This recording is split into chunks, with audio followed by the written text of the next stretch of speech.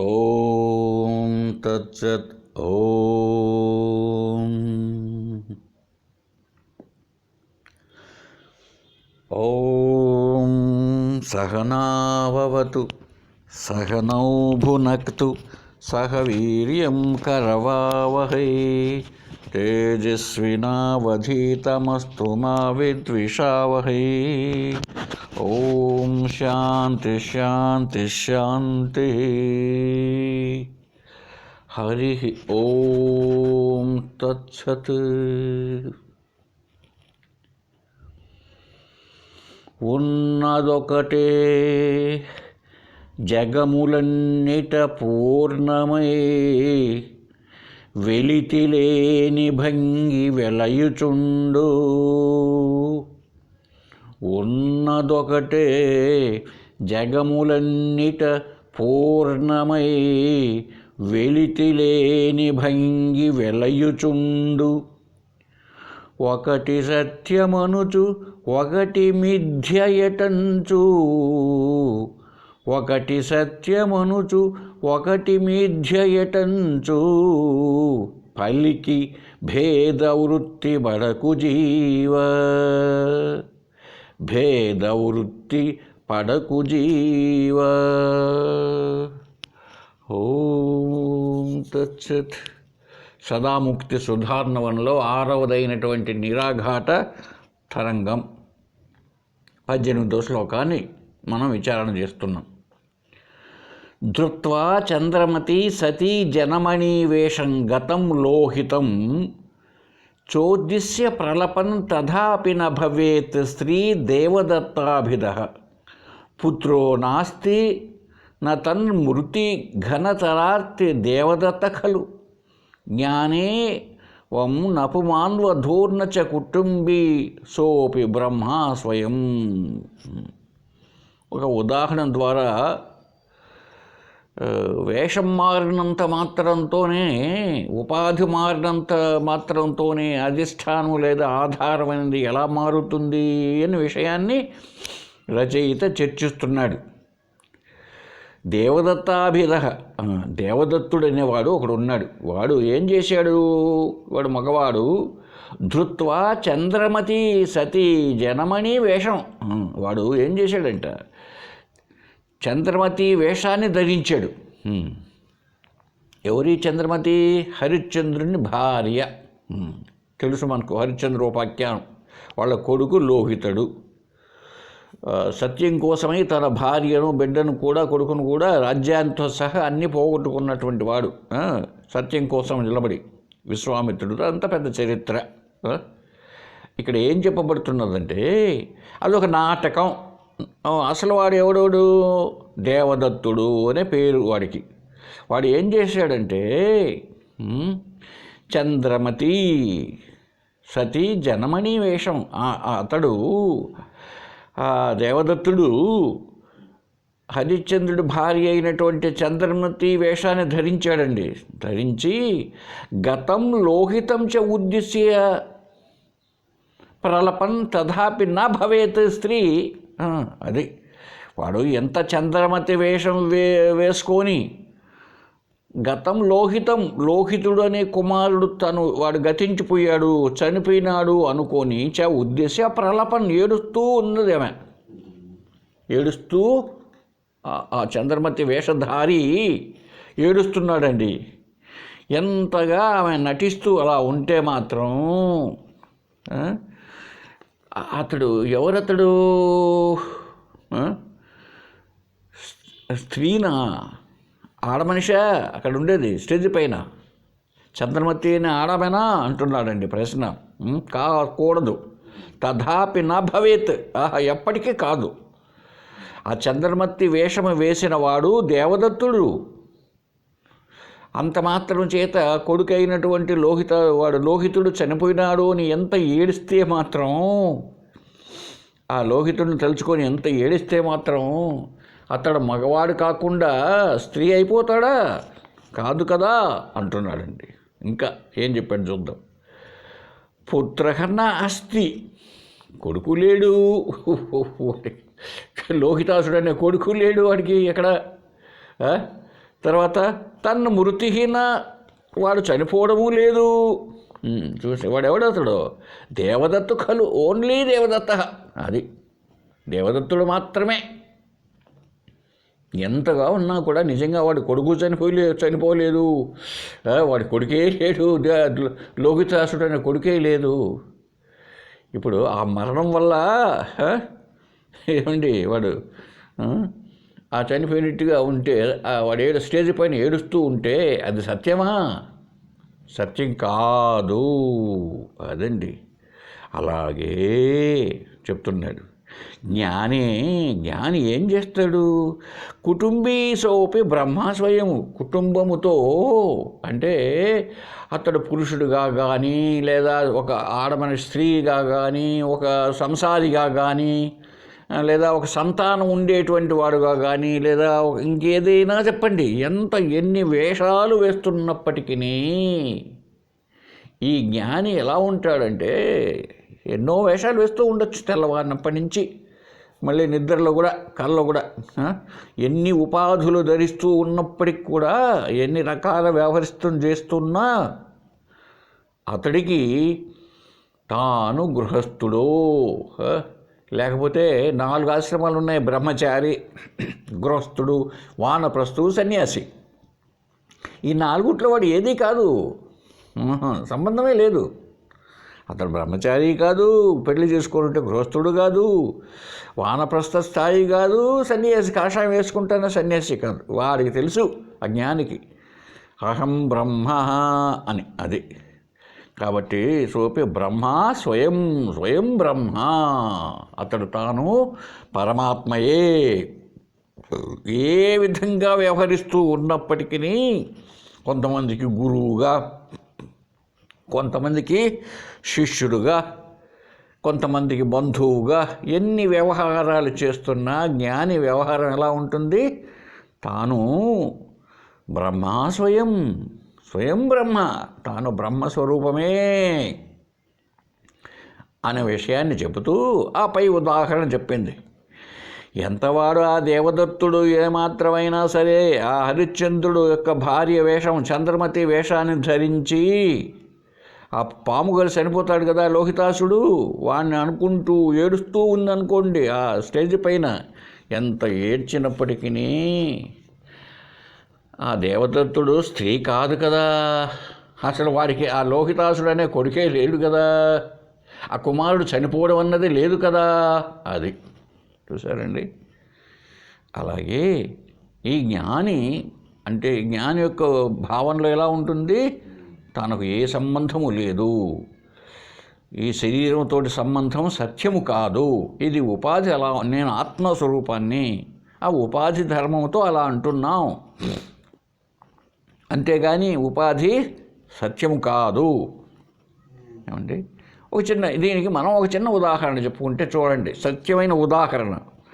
నిజంగా జీవితంలో లౌకికంలోనే ఇలా ఉంది. నేను చెప్పబోయేటువంటి ఉదాహరణ చూడండి. ఒక రామయ్య అనే ఒక అతడు తాను ఒక టీచరే ఈ స్కూల్లో పనిచేస్తున్నాడండి. వాడు ఒరిజినల్గా రామయ్య, భీమయ్య కొడుకు, వాడిది సోన్సో రాజంపేట, వాడు హై స్కూల్లో పనిచేస్తున్నాడు టీచర్గా అనుకుందాం. ఇప్పుడు అది వాడి ఒరిజినాలిటీ, వాడి పేరు. టీచర్గా ఉన్నప్పుడు అక్కడ వాడు సోషల్ టీచర్ అనుకుందాం. ఉదయం నుంచి 9 గంటల నుంచి సాయంత్రం వరకు రకరకాల క్లాసులన్నీ 8th, 9th, 10th క్లాసులు, 6th, 7th తిరుగుతూ ఉన్నాడు వాడు, చెప్తూ టీచ్ చేస్తూ. పిల్లల చేతేమో సోషల్ సార్ అంటున్నారు. హెడ్ మాస్టర్ గారు కూడా అరే అబ్బాయి ఆ రామయ్య లేడు అని ఆ పేరుతో కాకుండా ఒరే సోషల్ సార్ని పిలుతారా అంటున్నాడు. అందరికీ సారే, సోషల్ సార్.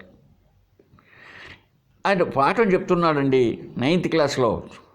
9th క్లాస్లో ఎవరున్నారు? సోషల్ సార్ పాఠం చెప్తున్నాడు. ఇప్పుడు ఆయన సోషల్ సార్, అందరూ సార్ అంటున్నారు. అలా ఉండే పరిస్థితుల్లో ఆ రామయ్య కుమారుడు వచ్చాడండి, సోమయ్య, వాళ్ళ నాన్నతో మాట్లాడడానికి క్లాస్ దగ్గరికి వస్తూనే ఈ రామయ్య ఏం చేస్తాడు తెలుసా? సోషల్ సార్ కదా ఇప్పుడు, అయినా ఏరా అబ్బాయి ఏరా ఎదుగో ఇట్లా వచ్చినావు అంటాడు.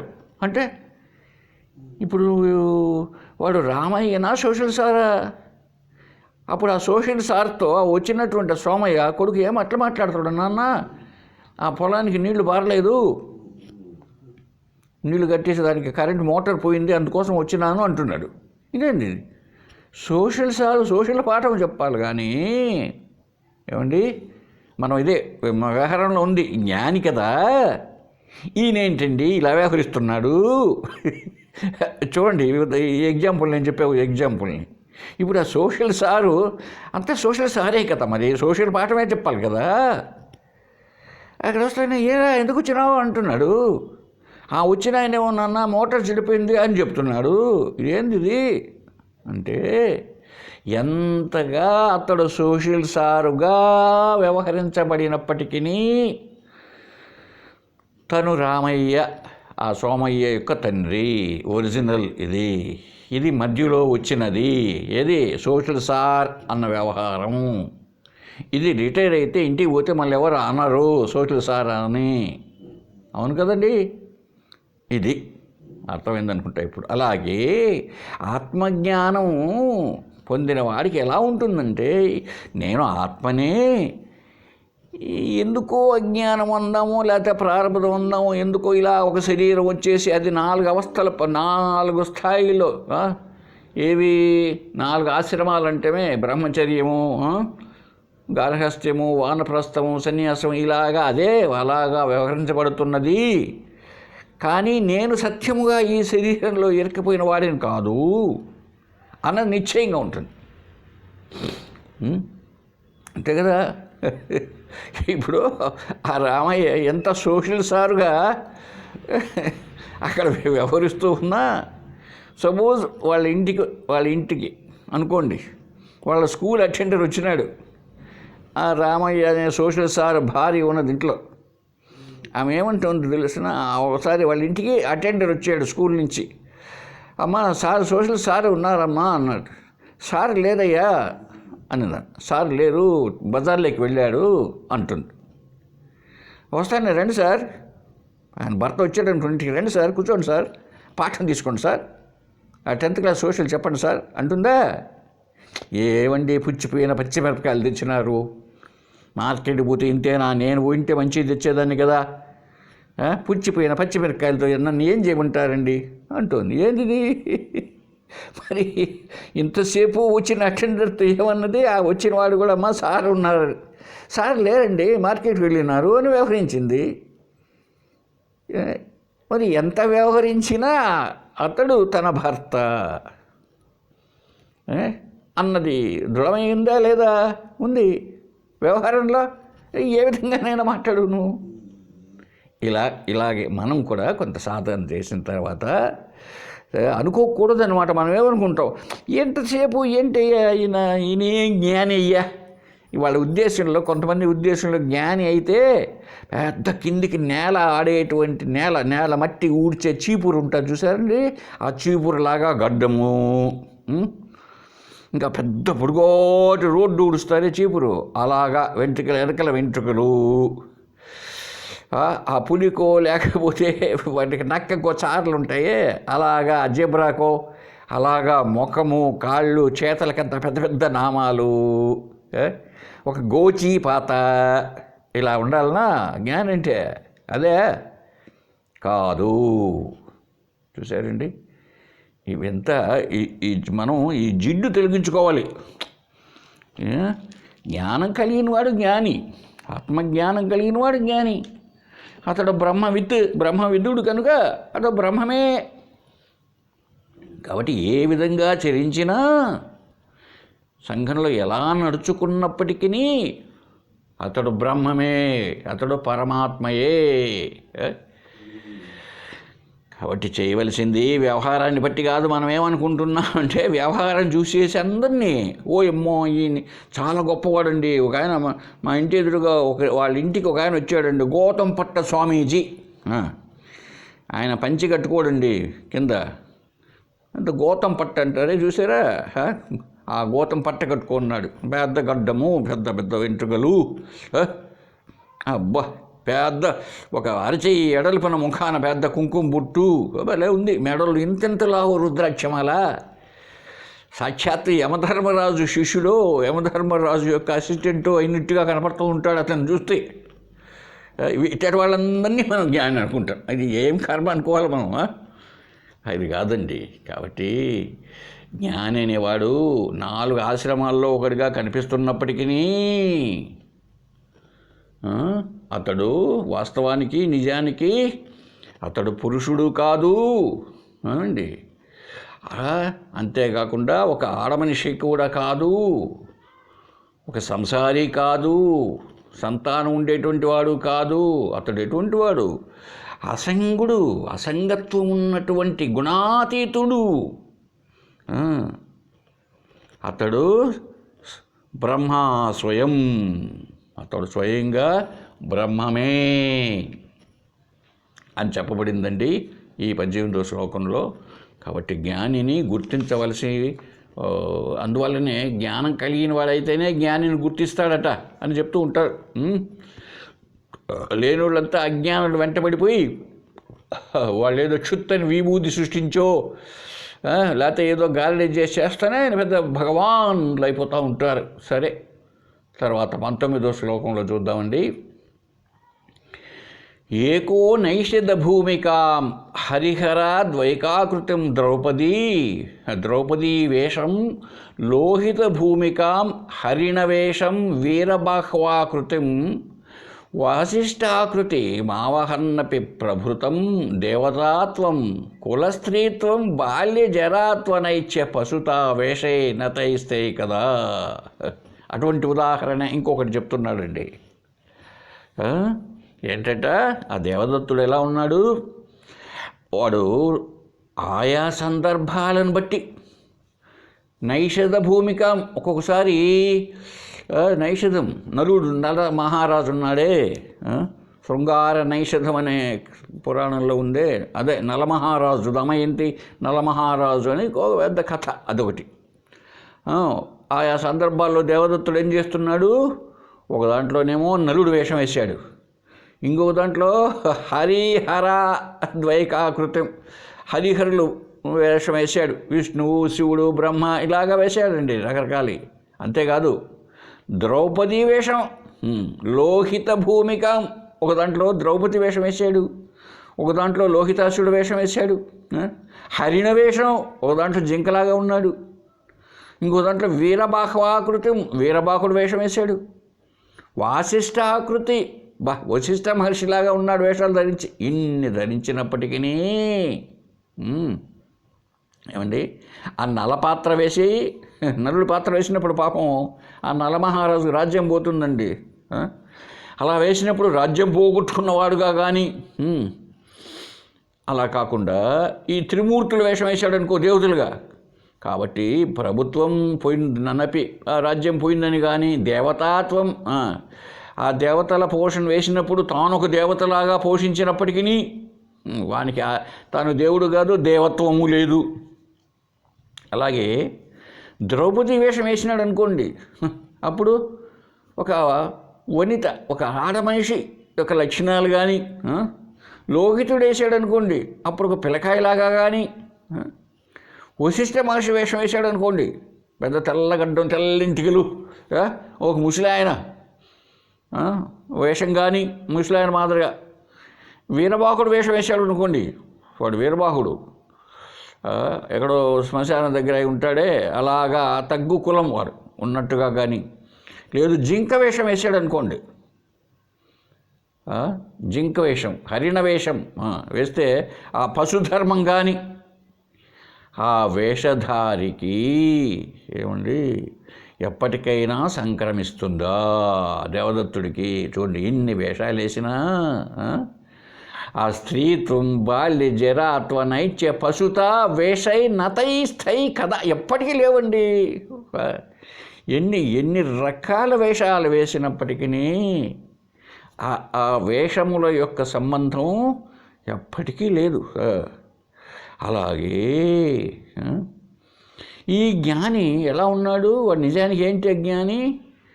సర్వానికి అధిష్టానం, బ్రహ్మస్వరూపం.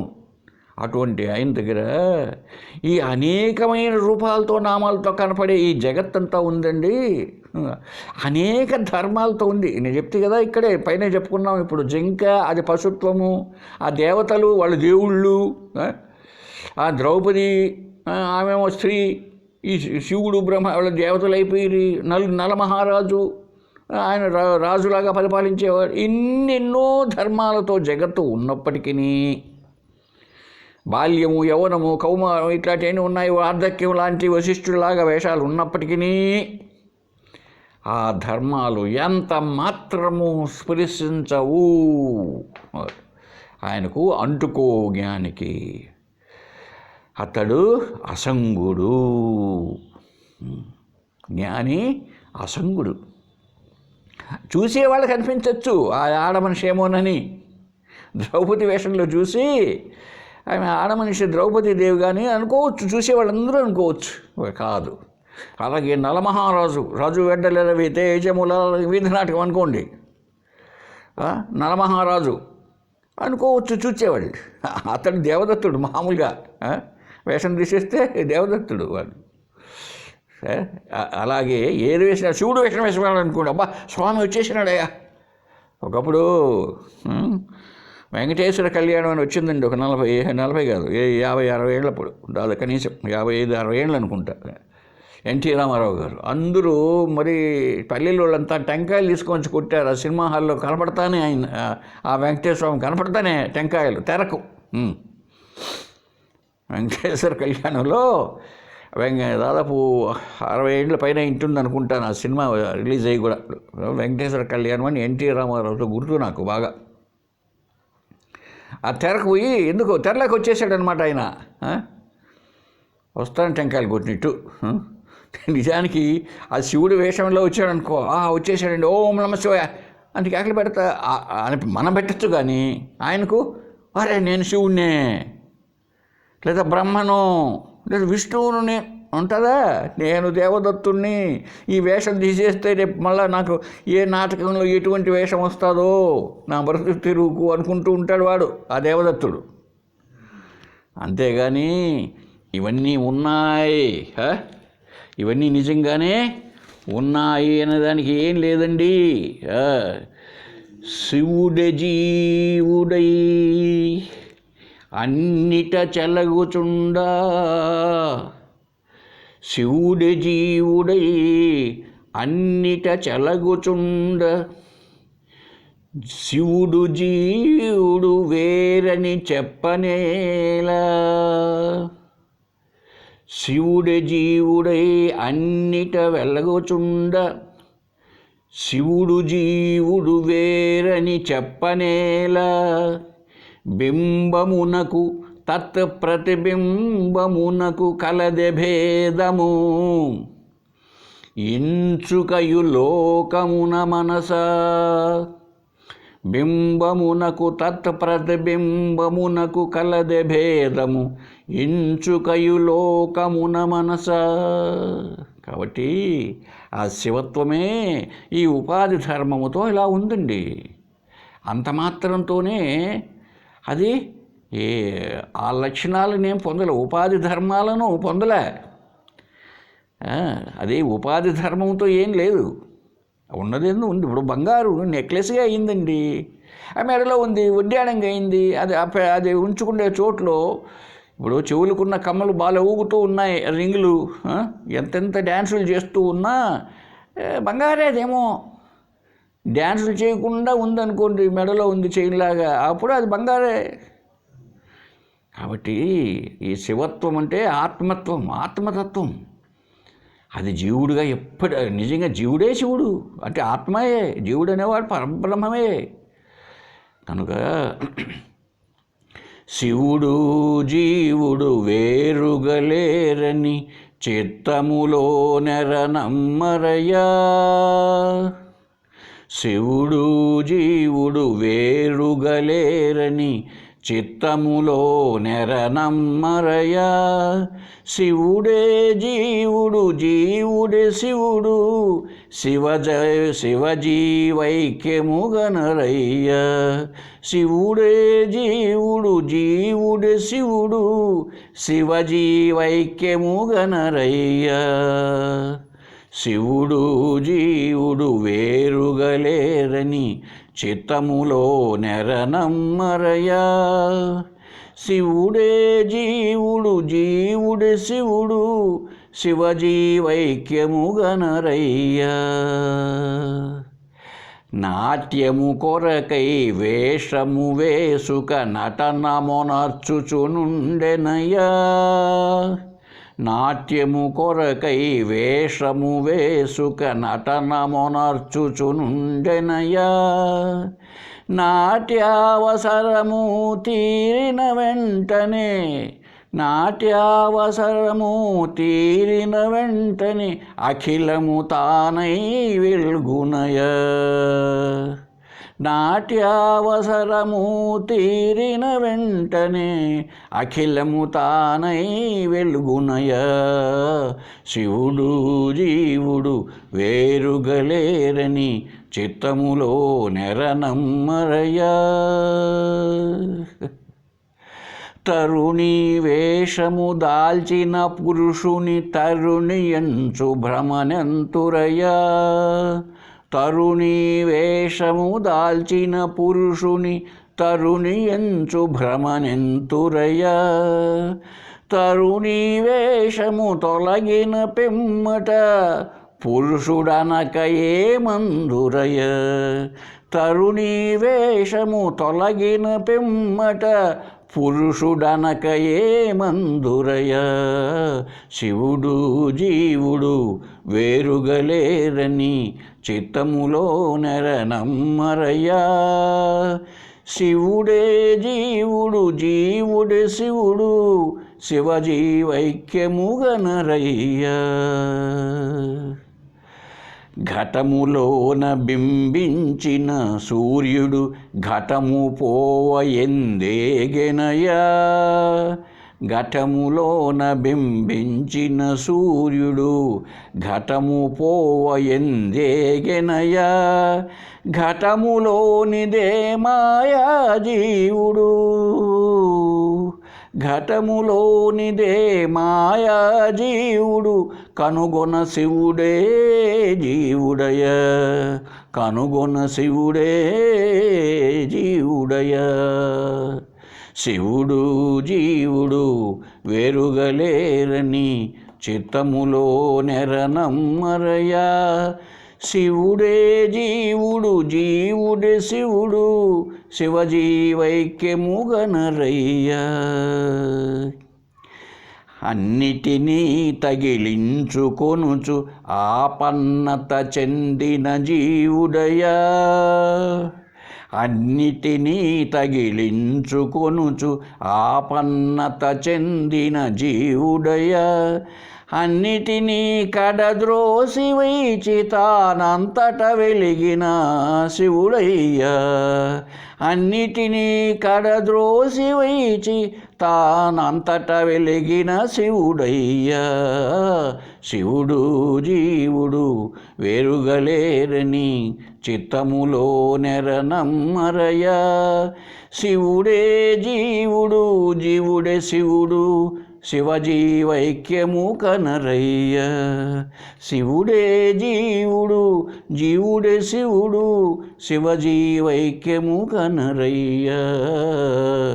శివుడు జీవుడు వేరుగలేరని చిత్తములో నెరనమ్మరయ్య. ఇది గుర్తుంచుకోవాలి మనం. ఆత్మ పరబ్రహ్మ వేరే జీవుడు వేరేనన్న భావన ఉండకూడదు. అది ఉపాధితో ఉందండి. ఇప్పుడు ఈ కరెంట్ వెలుగుతోంది ఇక్కడ. ఇది పొడుగాటి బార్ లైట్ అంటాం. బార్ లైట్లో వెలుగుతూ ఉన్నది. బార్ లైట్ సత్యము. ఫ్యాన్లో ఉన్నది, ఫ్యాన్ తిరుగుతూ ఉన్నది. ఫ్యాన్లో ఉన్నది ఫ్యానుగా ఉన్నది కరెంటు. ఇది సత్యము. ఆ పక్కన ఏసీ ఉంది. ఈ ఏసీగా ఉన్నది కరెంటు కాబట్టి ఏసీ సత్యము. ఇలా కాకూడదు. ఈ బార్ లైట్లో కరెంటు లేకపోతే బార్ లైట్ వెలగదు. కాబట్టి ఈ బార్ లైట్ కాంతిని ఇవ్వడానికి అధిష్టానము లేదా ఆధారము కరెంటే. ఒక్కసారి ఓపెన్ చేసి చేయబెడితే తెలుస్తుంది కరెంటే కాదా అని. ఏమండి? కాబట్టి ఈ బల్బు కూడా కరెంటే. ఎస్. ఫ్యాను చల్లగా గాలి వస్తుందండి, భలే వస్తుంది గాలి. ఫ్యాన్ కాదండి గాలి ఇచ్చేది, సారీ కరెంటు కాదండి గాలి ఇచ్చేది. అక్కడ ఉండే ఉపాధి, ఆ ఉపాధి ధర్మంతో గాలి అలా వస్తుంది. కరెంటు తన పాటికి తను ఉంది. అలాగే ఏసీలో నుంచి చల్ల గాలి వస్తుంది. బా ఎంత చల్లగా ఉంది ఏసీ. ఒకసారి ఓపెన్ చేసి చేయబెట్టు, ఇసిరి కొడుతుంది. అప్పుడంటే కరెంట్ షాక్ కొట్టింది. ఒకసారి కరెంట్ ఆఫ్ చేసి చూడు, ఎంత చల్లగా గాలి వస్తుంది, చల్లగా ఉందో. ఉంటుందా? ఉండదు. అందువల్ల ఏది ఉపాధి, ఏది అన్నిటా వ్యాపించి ఉందో నీకు అర్థం కావాలి గురువు బోధించినప్పుడు. కాబట్టి చీమ దగ్గర నుంచి, దోమ దగ్గర నుంచి, అలా బ్రహ్మదేవుడి వరకు ఎన్ని ఉపాధులు, అన్ని ఉపాధులు. అంతటా తానే వ్యాపించి ఉన్నాడు పరబ్రహ్మ. ఈ విషయం బాగా తన మనసులో ముద్ర, స్టాంప్ ఆ స్టాంపునే ఏమన్నారు? అపరోక్ష జ్ఞానం, ఇంకా దృఢ అపరోక్ష జ్ఞానం ఒత్తి చెప్పినాడు గట్టిగా. అలాగా ఉండాలి. నేనే బ్రహ్మను. ఎందుకు? ఇప్పుడు ఆ బల్బు అనడంలే నేనే కరెంటును, ఆ ఫ్యాను నేనే కరెంటును, ఏసీ నేనే కరెంటు, ఆ రైలు బట్టి నేనే కరెంటు. ఎందుకని? కరెంట్ లేకపోతే అది లేదు. కరెంటే లేని రోజుల్లో ఇవన్నీ ఉండేది కాదండి. నేను ఫోర్త్ ఫారం అంటే ఇప్పట్లో 9th క్లాస్ అనొచ్చు ఉండేప్పుడు కరెంట్ వచ్చిందండి ఇక్కడ. అంతకుముందు తెలియదు కదా మాకు, కరెంట్ అంటే తెలియదు. కాకపోతే జనరేటర్ పెట్టేసి ఏదైనా మైక్ సెట్లు, పెళ్ళిళ్ళప్పుడు లైట్లు వెలిగించుకునేటువంటి వాళ్ళు.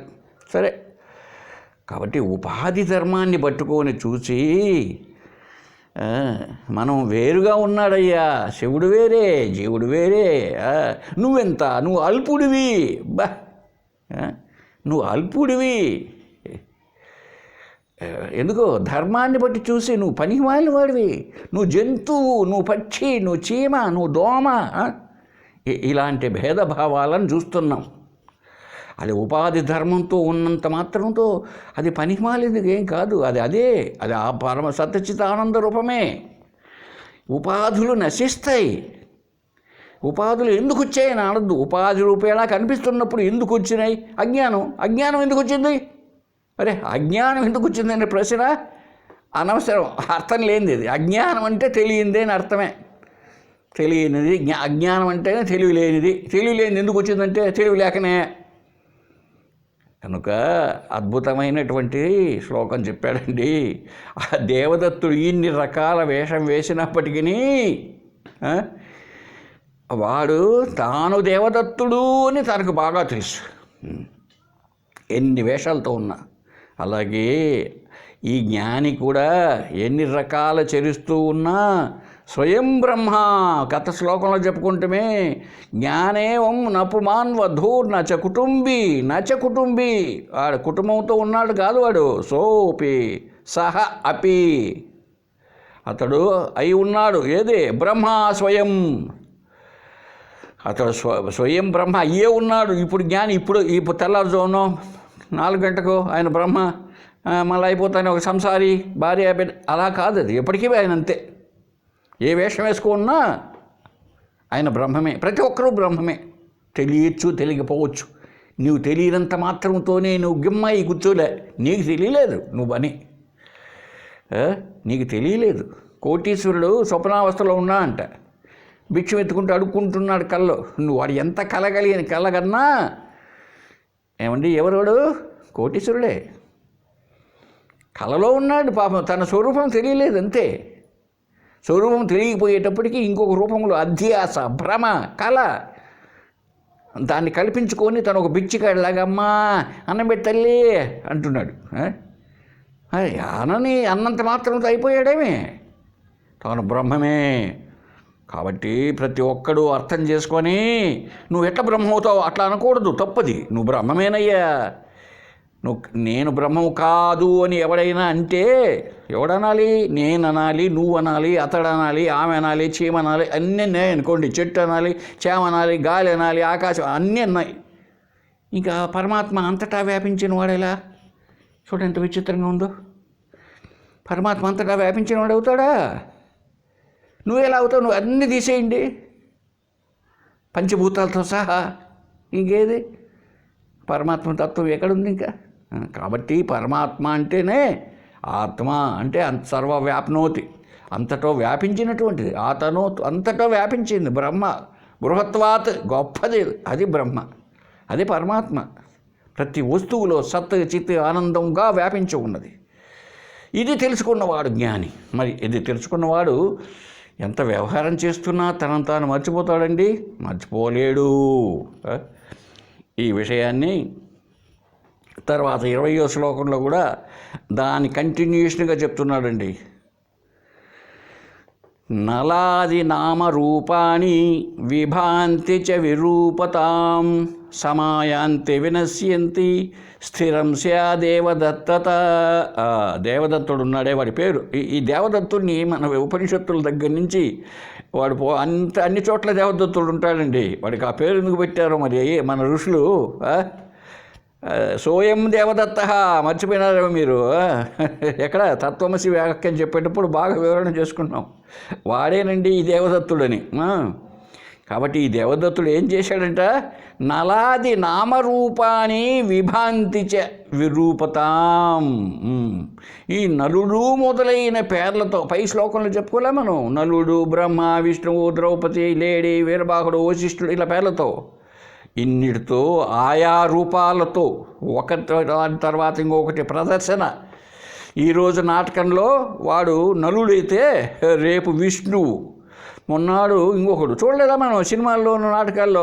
ఎన్టీ రామారావు ఒక దాంట్లో కృష్ణుడు, ఒక దాంట్లో రాముడు, ఒక దాంట్లో దుర్యోధనుడు, ఒక దాంట్లో రావణాసురుడు, చూశారండి. ఒక దాంట్లో రాజు, ఇంకొక దాంట్లో ఆడుకునేటువంటి భిక్షగాడు.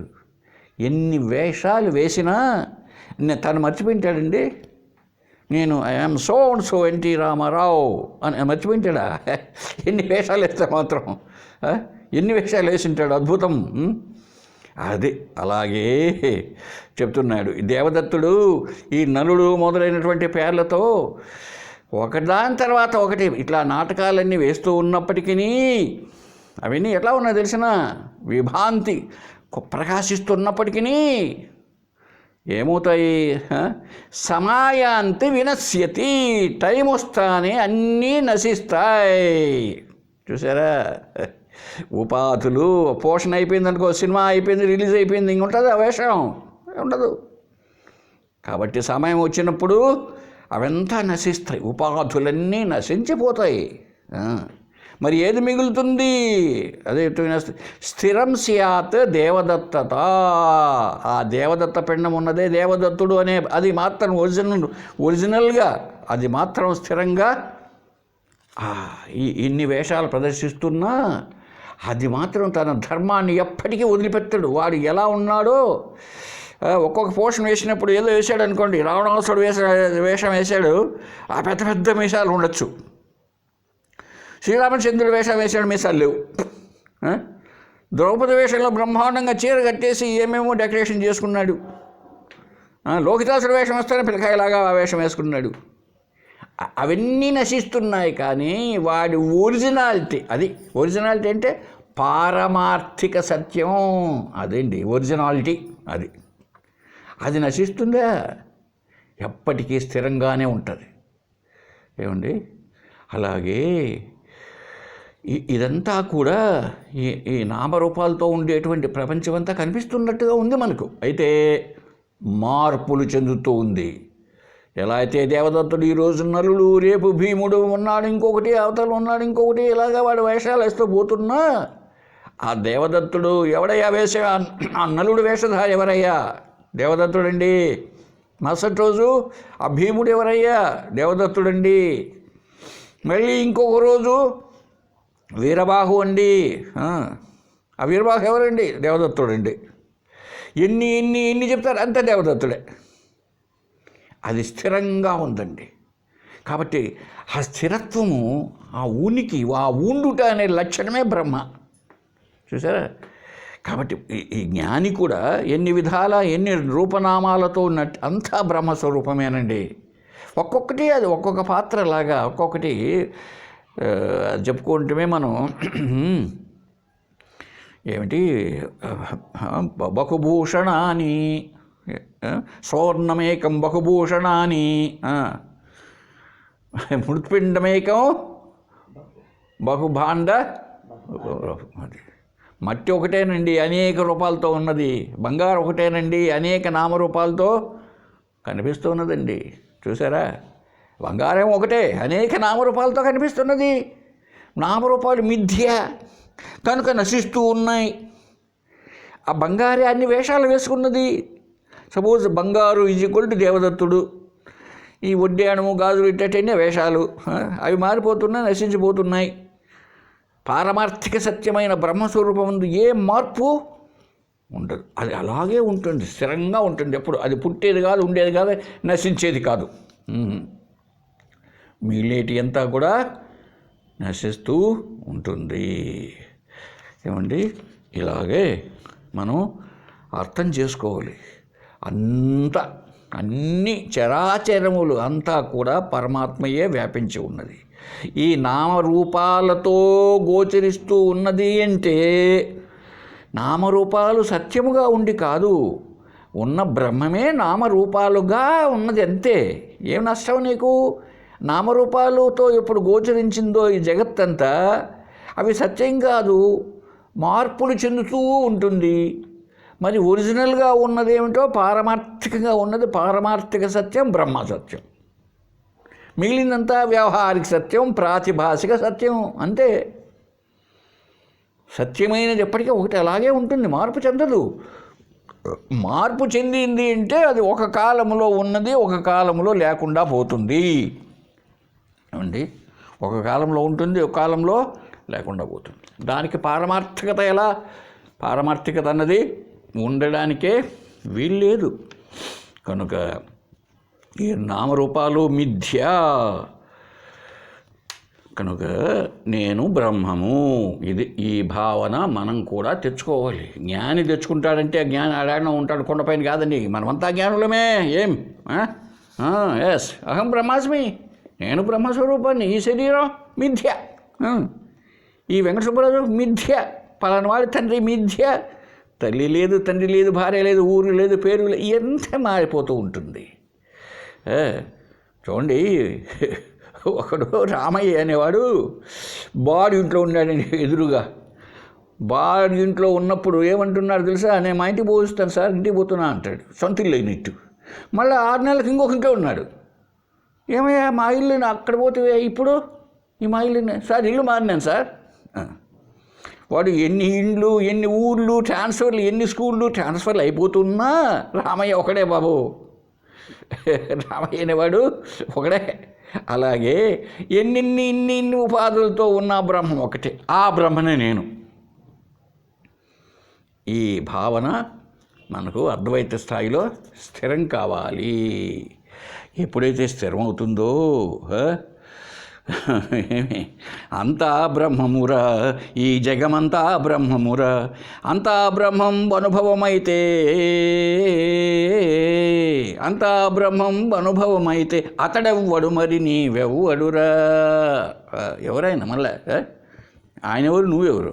అంతా బ్రహ్మమే అయితే ఆ శివుడు ఎవరు, ఈ జీవుడు ఎవరు, నువ్వెవడు?